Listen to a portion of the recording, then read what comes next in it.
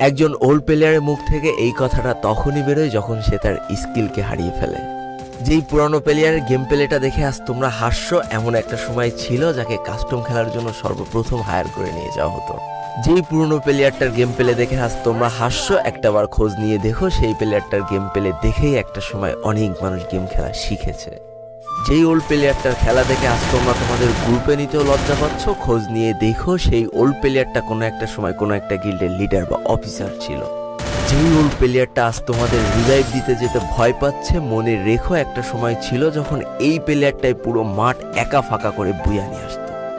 যেই নতুন প্লেয়ারগুলো শুধুমাত্র ডাইনামিক ডুয়োর সাথে গেম খেলার জন্য সারা রাত জাগো, তোমরা মনে রেখো যারা ওল্ড প্লেয়ার ছিল তারা সারা রাত খালি ট্রেনিং পিটাতো নিজেদের স্কিল ভালো করার জন্য।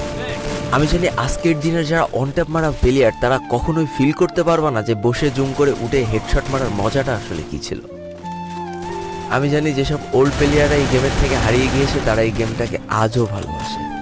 জীবনে এমন হাজারো ওল্ড প্লেয়ার আছে যাদের ফ্রি ফায়ারই ছিল জীবনে প্রথম রাত জাগার কারণ।